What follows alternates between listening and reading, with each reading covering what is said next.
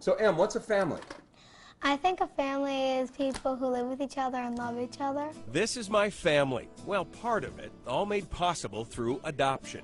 Recently, while looking through a photo album with my parents, Tom and Marguerite, we talked again about my adoption. Well, the reason we adopted, because we realized after many medical examinations we couldn't have any children, and we wanted a family. It seemed like forever once we started applying, and then they had to approve us and everything. And I think it was more than 2 years that we waited until we actually got you. It was 1960. I was adopted through Catholic Charities and was literally a bouncing baby boy.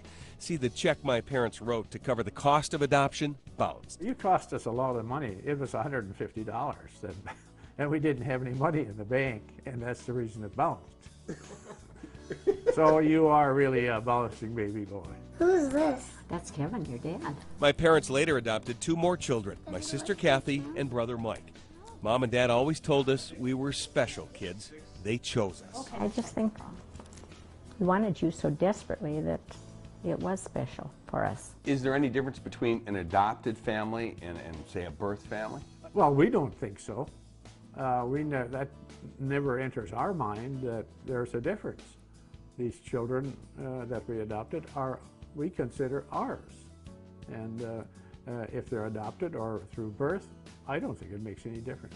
But it was not all happiness. There was, of course, a birth mother who my mother has never forgotten. I think, along with the joy, I remember crying about it because I felt so sorry for the mother, the biological mother that had given up this child.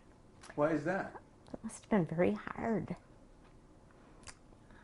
My birth mother made such a great decision because I ended up in such a better circumstance because of her decision. I felt badly for her, more maybe the mother than the father, because I'm sure that they would have liked to have kept the child, but felt it was better to adopt the baby out. Well, I'm glad you did adopt. So am I.